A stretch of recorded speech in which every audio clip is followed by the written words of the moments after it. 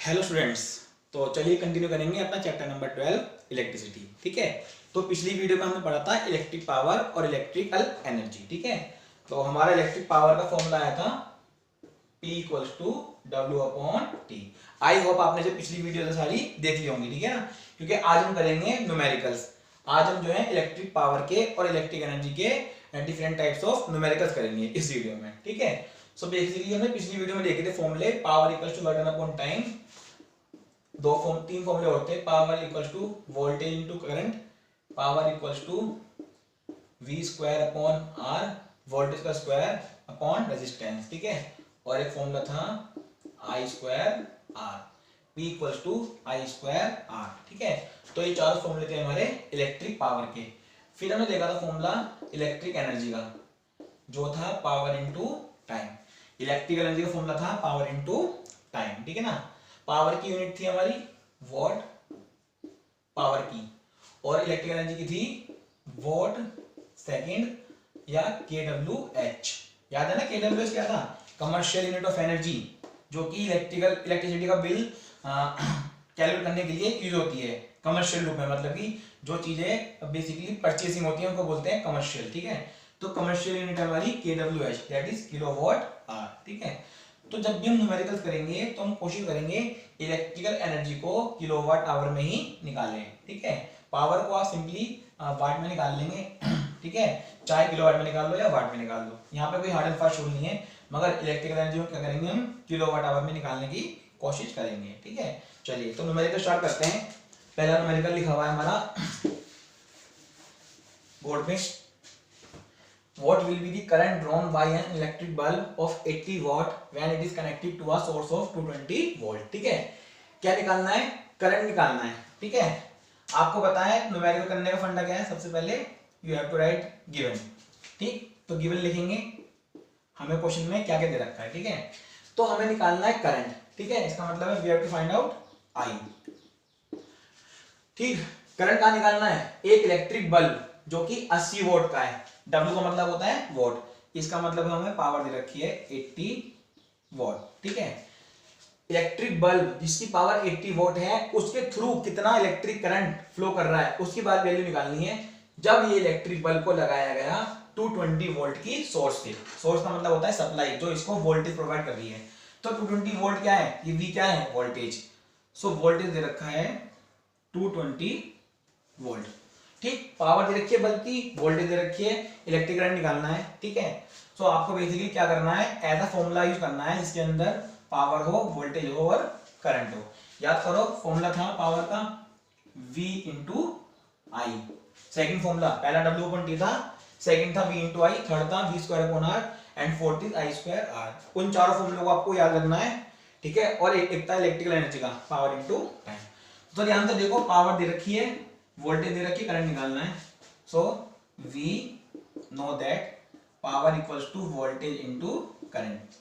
ठीक, वोल्टेज होना चाहिए वोल्ट में और पावर होनी चाहिए वाट में। ठीक, चलिए V की वैल्यू है 220 और पावर की 80 और हमें करंट निकालना है। ठीक है, अब जब हमें करंट निकालना है तो इस 220 को कहाँ में देंगे? डिवाइड में। सो I इक्वल्स टू 80 अपॉन 220, 0 से 0 कट गया और ये कटेगा 2 से। सो ये आ गया हमारा 4 अपॉन 11। 2 से कट गया ना, यहाँ 4 आ गया, यहाँ 11 आ गया। सो 4 अपॉन 11। जब आप इसको सोल्व करोगे यू विल गेट 0.36 एम्पियर। ठीक है, सोल्व कर लेना आप। 4 को जब डिवाइड करोगे आप 11 से तो you will get answer 0.36 ampere. ठीक है, and this is the final value of electric current. ठीक है, कुछ भी नहीं था, पावर लिखी, वोल्टेज लिखी, फॉर्मूला लगा दिया P equals to V into I and we get the value of current that is 0.36 ampere. नोट कीजिए इसको फटाफट।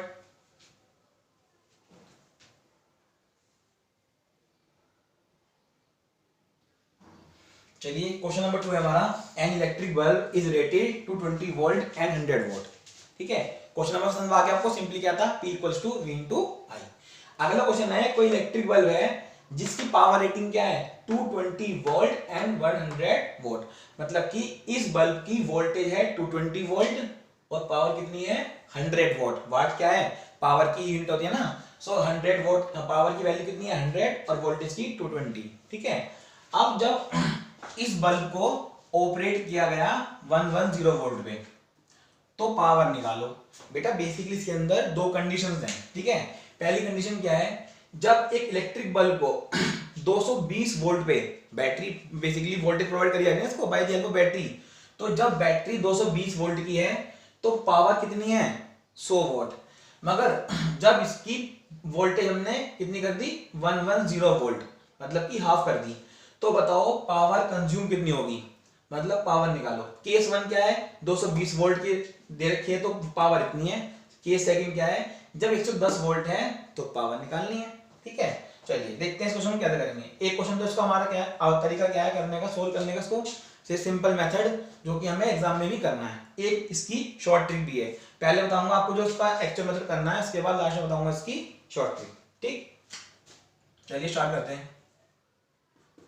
अच्छा एक बात बताइए, सपोज करो ये मेरे पे कंडक्टर है, ठीक है, इसके थ्रू डिफरेंट वोल्टेज फ्लो कर रहे हैं और डिफरेंट अमाउंट ऑफ करंट, ठीक है, और इसकी पावर भी जो है कम ज्यादा हो जा रही है। एक बात बताओ इसका कोई ना कोई रेजिस्टेंस भी तो होगा, यस रेजिस्टेंस होगा, मान लो आर है, ठीक है।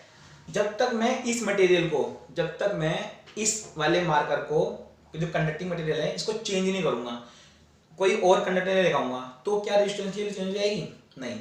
जब तक मैं इस कंडक्टर को चेंज करके दूसरा कंडक्टर नहीं लाऊंगा जब तक रेजिस्टेंस कांस्टेंट रहेगा, ठीक है, क्योंकि जो रेजिस्टेंस है वो डिपेंड करता है लेंथ पे, एरिया पे और रेजिस्टिविटी पे। तो लेंथ चेंज नहीं करी, एरिया भी चेंज नहीं करा, और रेजिस्टिविटी का मतलब होता है नेचर ऑफ मटेरियल, वो भी चेंज नहीं करा। इसका मतलब है दोनों ही केस में रेजिस्टेंस कांस्टेंट रहने वाला है, ध्यान रखना दोनों ही कंडीशन में क्या होगा रेजिस्टेंस कांस्टेंट रहेगा, यही कंसेप्ट हम इसके अंदर यूज करेंगे, ठीक है। चलिए केस 1 देखते हैं।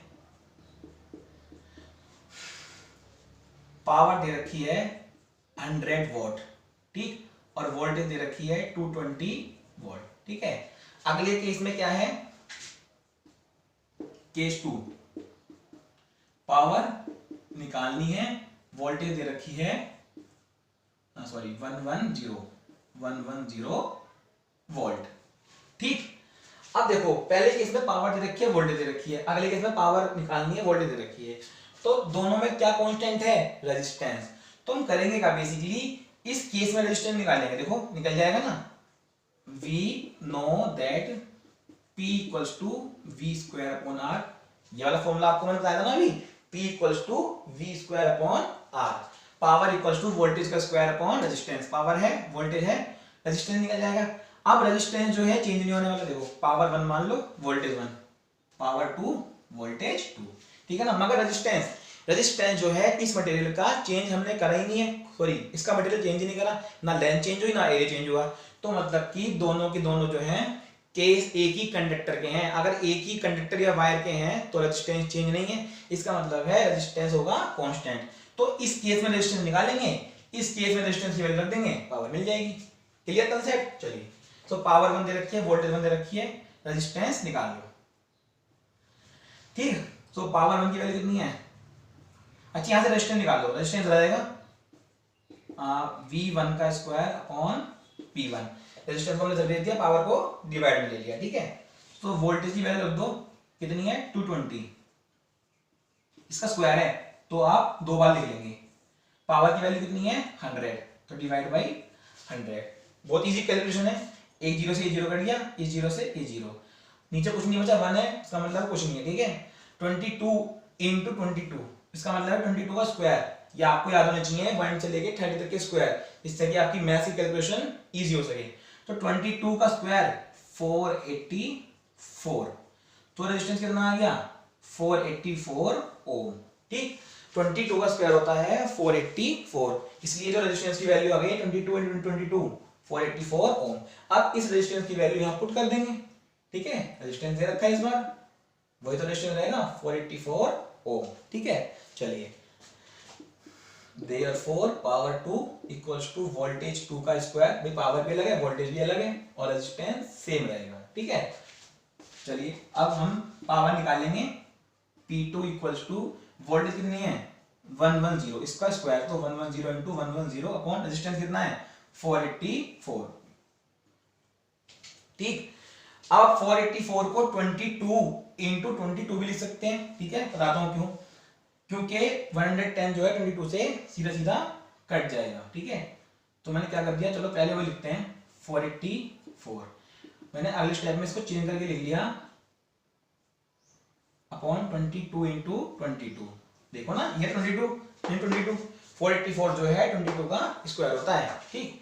अब 22 के टेबल में 5 पाता है 110, ऐसे यहाँ पे आ जाएगा 5 पे, तो नीचे सब टर्म खत्म हो गई, ऊपर बचा 5 into 5 and we get 25। So power आ गई 25 वॉट, ठीक। कुछ नहीं करा, बहुत इजी कंसेप्ट है, ठीक है। जब एक ही कंडक्टर हो और दो केस दे रखे हो, मतलब वोल्टेज इतनी होने पे पावर इतनी है, तो वोल्टेज अगर इतनी हो जाएगी तो पावर कितनी हो जाएगी, तो हम क्या करेंगे, दो केस लेके एक केस से रेजिस्टेंस निकालेंगे, दूसरे केस में रेजिस्टेंस रख देंगे और हमें पावर की वैल्यू मिल जाएगी। कॉपी करिए इसको। चलिए अब हम एक काम करते हैं, इसकी शॉर्ट ट्रिक देखते हैं ना, शॉर्ट ट्रिक कंसेप्ट वाइज। देखिए ये बता देता हूं, विद इन 10 सेकंड के अंदर इसका आंसर आ जाएगा, ठीक है। अब हमें पता है पावर का फॉर्मूला क्या होता है,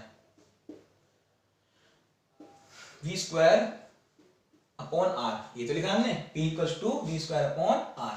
अब ध्यान से देखो, रेजिस्टेंस तो कांस्टेंट है भाई, दोनों केस में रेजिस्टेंस सेम तो है, तो अगर रेजिस्टेंस को हटाएंगे तो p directly proportional to v square, मतलब वोल्टेज बढ़ने पे पावर बढ़ जाएगी, वोल्टेज कम होने पे पावर कम हो जाएगी, ठीक है।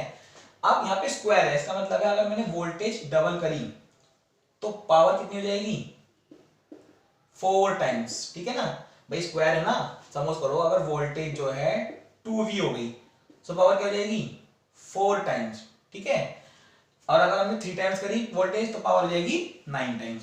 तो ध्यान से देखो, हमने वोल्टेज करी कितनी टाइम है, यहाँ 220 थी, यहाँ 110 हो गई, इसका मतलब है voltage becomes half 1/2 times. So power निकाल लो, v की वैल्यू रख दो भाई, v जो है कितनी हो गई, पहली वाली वैल्यू के 1/2, तो रख लो 1/2v का square. So p directly proportional to 1/4v square. इसका मतलब है वोल्टेज हाफ होने से पावर कितनी हो जाएगी, 1/4। जब वोल्टेज हाफ हुई तो पावर कितनी हो जाएगी, 1/4, ठीक है। इसका मतलब है पावर हो जाएगी 100, जो पहली एक्चुअल वाली है उसका 4 time, so 100/4 and we get 25 watt, ठीक है। कॉपी कर लीजिए।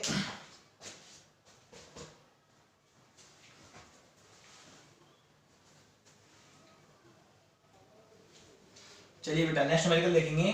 A current of 4 ampere flows through a 12 volt car headlight bulb for 10 minutes, how much energy transfer occurs during this time, ठीक है। पहले क्वेश्चन समझो, क्वेश्चन क्या है। एक करंट है 4 एम्पियर का, गिवन लिख लेते हैं साथ साथ, जो भी क्वेश्चन में दे रखा हो उसको हम नोट डाउन कर लेते हैं गिवन में, ठीक। सो गिवन दे रखा है एक करंट है 4 एम्पियर का, सो आई की वैल्यू हो गई 4 एम्पियर, ठीक है। ये करंट फ्लो कर रहा है थ्रू अ 12 वोल्ट, 12 वोल्ट का मतलब है वोल्टेज दे रखी है 12, ठीक। अब 12 वोल्ट की क्या है, कार हेडलाइट बल्ब, ठीक है। एक कार का हेडलाइट का बल्ब है, जो आगे बल्ब लगे होते हैं उनको बोलते हैं हेडलाइट बल्ब, ठीक है। तो जो हमारा कार का हेडलाइट बल्ब है उसके थ्रू 12 वोल्ट तो क्या है वोल्टेज, और करंट कितना है 4 एम्पियर। 12 वोल्ट तो इसकी वोल्टेज है और 4 एम्पियर क्या है उसका करंट, ठीक है। और उसके थ्रू 10 मिनट तक फ्लो कर रहा है करंट, टाइम कितना है 10 मिनट, 10 मिनट तक क्या कर रहा है, ये जो है करंट फ्लो कर रहा है, ठीक है। तो क्वेश्चन में क्या निकालना है, हाउ मच एनर्जी। अभी कंसेप्ट चेंज हो गया, जो हमने पहले 2 नंबर करे हैं वो था पावर पे, ये है एनर्जी पे। बेसिकली हमें क्या निकालनी होगी इसके अंदर, इलेक्ट्रिकल एनर्जी। तो how much energy transfer occurs during this time, 10 minute के अंदर कितनी एनर्जी ट्रांसफर हुई है, ठीक है। इसका मतलब है we have to find out electrical energy या सिंपली एनर्जी, ठीक है। तो जो भी चीज हमें निकालनी होती है हमें उसका फॉर्मूला आना चाहिए। इलेक्ट्रिकल एनर्जी का हमारे पास केवल एक ही फॉर्मूला है, that is power into time. अभी बताया था और पिछली वीडियो में कराया था, इलेक्ट्रिकल एनर्जी का फॉर्मूला होता है पावर इनटू टाइम, ठीक है। तो यहां से देखिए टाइम दे रखा है, पावर तो है ही नहीं, वोल्टेज करंट दे रखा है, मगर पावर का फॉर्मूला क्या होता है V इंटू आई।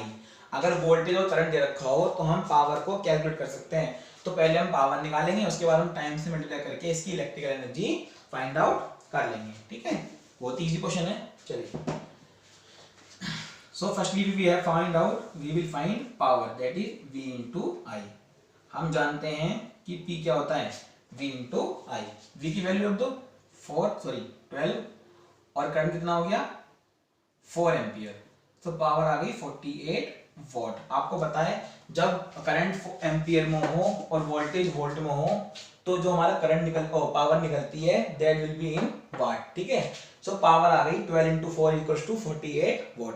मगर इस वीडियो की स्टार्टिंग में मैंने आपको बताया था कि जब भी हम इलेक्ट्रिकल एनर्जी निकालेंगे तो हम उस केस में कोशिश करेंगे इलेक्ट्रिकल एनर्जी को निकालने की किलोवाट आवर में, मतलब power should be in kilowatt and time should be in our.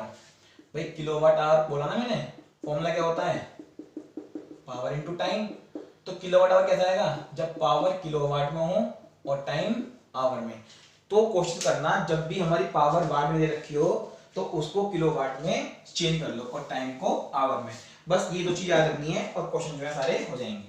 So power हमारी वाट में आ गई, इसको हम किलोवाट में कर सकते हैं। भाई 1 किलोवाट में 1 किलोवाट में 1000 वोट होते हैं, ठीक। 1 किलोवाट में 1000 वाट होते हैं। सो 1 वॉट में कितना किलोवाट हो जाएगा, डिवाइड कर दो 1/1000 किलोवाट, ठीक। ये तो आपको आनी चाहिए कन्वर्जेंस, 1 किलोवाट में 1000 वाट है तो 1 वाट में 1/1000 किलोवाट। बस यूज कर लेंगे 1 वाट में कितने 1/1000 किलोवाट। सो 48 इंटू 1/1000 किलोवाट। जब आप 48 को 1000 से डिवाइड करोगे, देखो 3 जीरो है तो 3 डिजिट पीछे पॉइंट ले जाओ, 0.048 किलोवाट। तो कितनी आ गई पावर हमारी किलोवाट में, 0.048 किलोवाट, ठीक है। चलिए नेक्स्ट स्टेप करते हैं। अच्छा टाइम कितना होना चाहिए आवर में, तो टाइम को साथ साथ नीचे कर लो। 1 मिनट में कितना आवर होते हैं 1/60, सो 1/60 आर, ठीक। तो ये आ गया हमारा 1/6 आर, ये आ गया हमारा 1/6 आर, ठीक है। चलिए पर निकल गया electrical energy, power into time, ठीक। Therefore electrical energy equals to power into time. Power की वैल्यू कितनी है 0.048 और टाइम हमारा 1/6, ठीक है। कर लो इसको डिवाइड। तो जब आप 0.048 को डिवाइड करोगे 6 से तो basically you will get 0.008 kilowatt hour, ठीक। तो हमारी इलेक्ट्रिकल एनर्जी कितनी आ गई 0.008 किलोवाट आर, ठीक। This is the final answer for electrical energy. Copy करिए इसको फटाफट।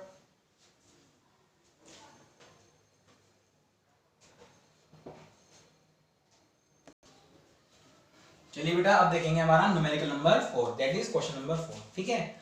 तो ये भी हमारा जो है न्यूमेरिकल इलेक्ट्रिकल एनर्जी का है। सारे न्यूमेरिकल जो मैं करा रहा हूं आपको सब अलग अलग वैरायटी के हैं, ठीक है।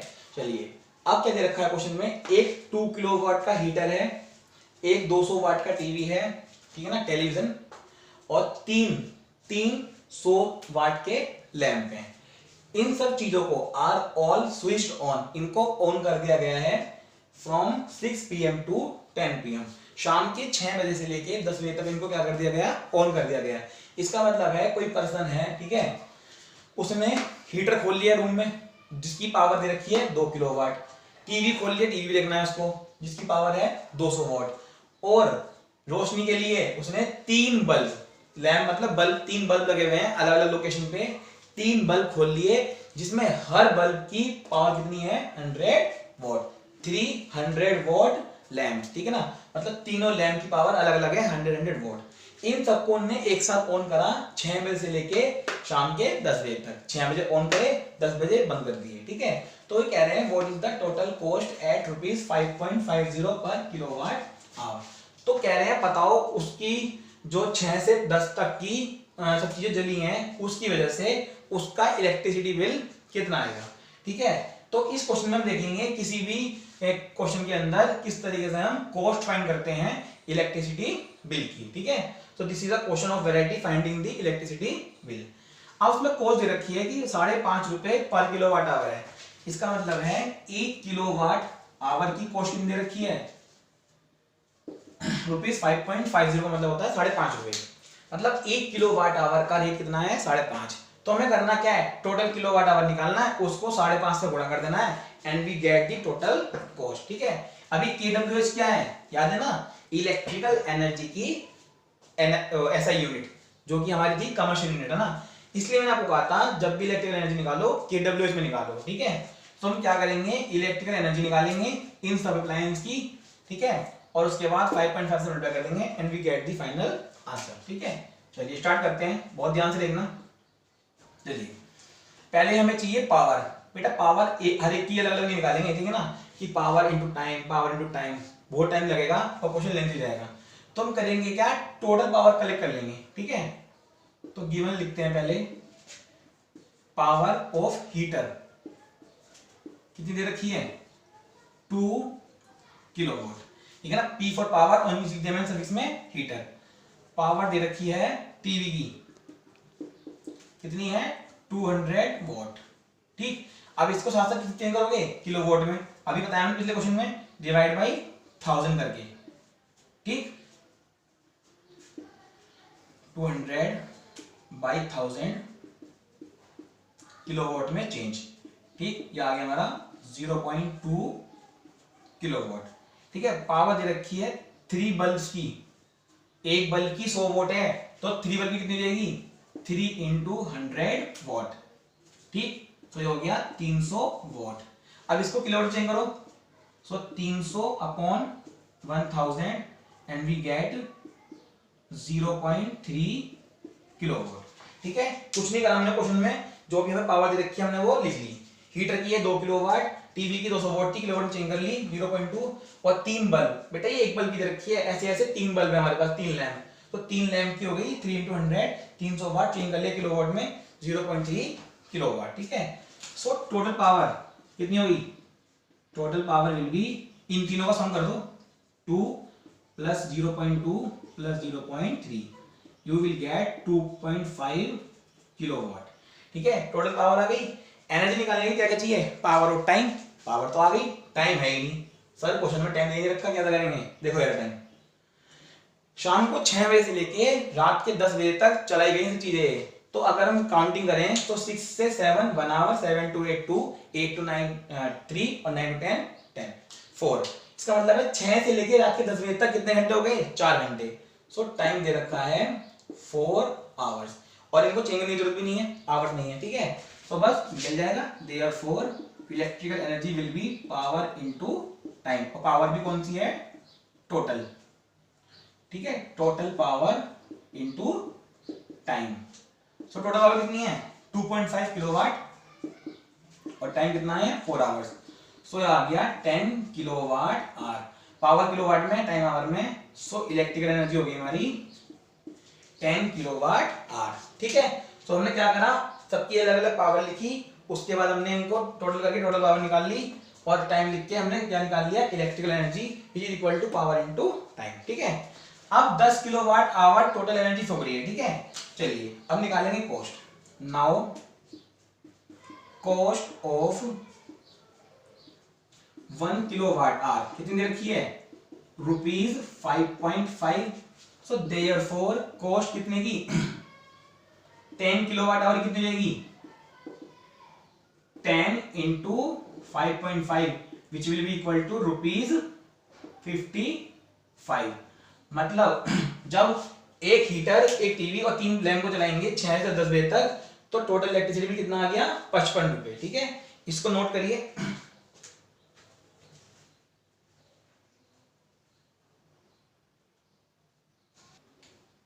चलिए आप देखते हैं हम अपना लास्ट न्यूमेरिकल आज का। ठीक है, numerical number 5, an electric fan runs from the 230 volt means the current flowing through it is 0.4 ampere at what rate is electrical energy transferred by the fan।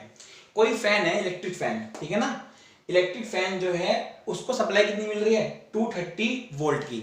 मतलब क्या दे रखा है वोल्टेज, वोल्टेज दे रखी है 230 वोल्ट।